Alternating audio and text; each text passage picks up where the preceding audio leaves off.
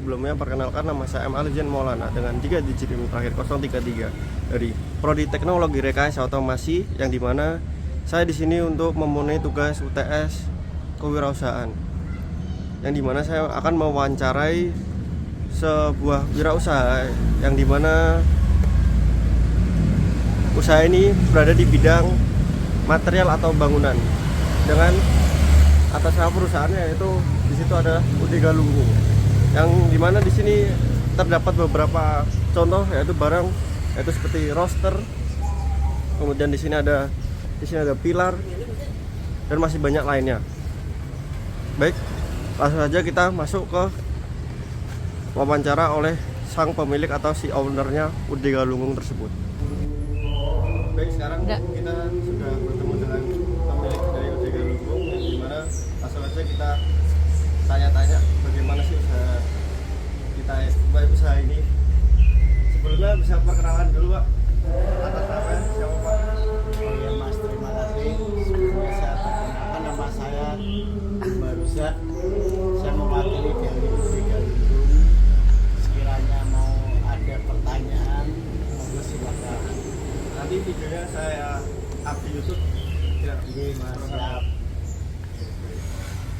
langsung aja kita masuk ke pertanyaan ya, Pak. Apa yang melatar belakangi Anda untuk memulai bisnis ini, Pak?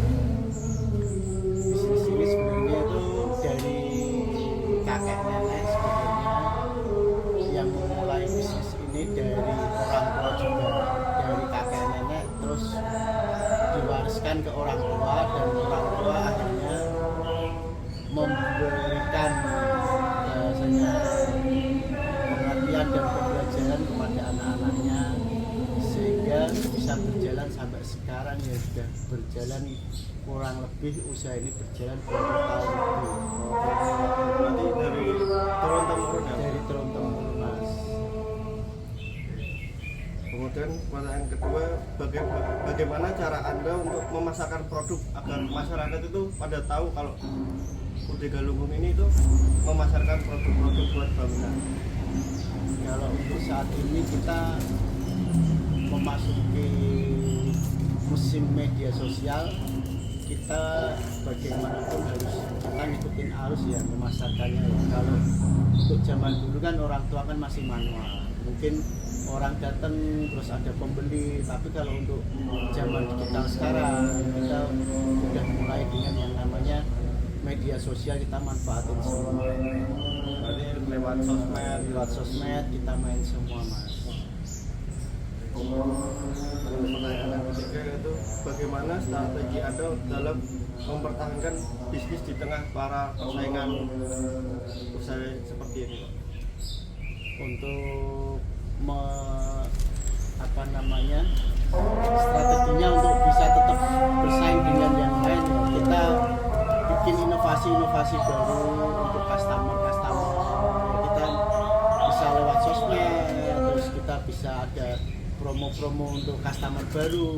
Itu bisa jadi minat untuk customer baru untuk beli ke sini, kita pelayanan, terus ada promo free ongkir, ada layanan yang sekiranya bisa membuat customer itu tertarik untuk membeli produk-produk kita. Kualitas produknya bisa bagus dan lain sebagainya, kita jaga semua biar customer itu nggak kecewa dengan apa yang kita jual. Melalui diskon, free ongkir. Ya, itu salah satu yang namanya promosi bisnis.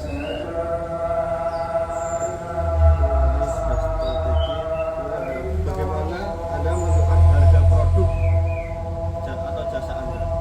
Untuk menentukan harga produk itu kita lihat juga pasaran yang saat ini sedang berjalan.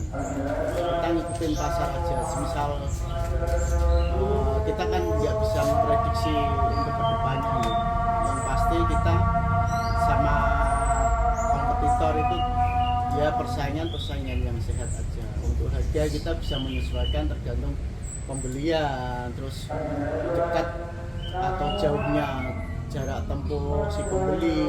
Kita sefleksibel mungkin bagaimanapun biar pembeli itu nyaman dan order di kita.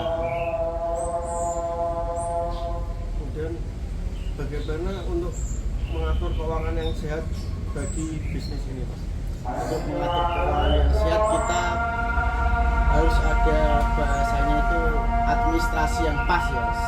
Cash flow-nya itu harus keluar masuk antara pengeluaran dan pemasukan itu harus seimbang. Karena kalau nggak seimbang mungkin memang kalau di perusahaan bisa kita mengalami kebangkrutan dan lain sebagainya. Karena kita tiap hari itu juga harus produksi, terus gaji karyawan, apa namanya kebutuhan yang lain itu kita harus menyesuaikan semuanya. Ini kita harus bagaimana pintar-pintarnya untuk mengatur keuangan.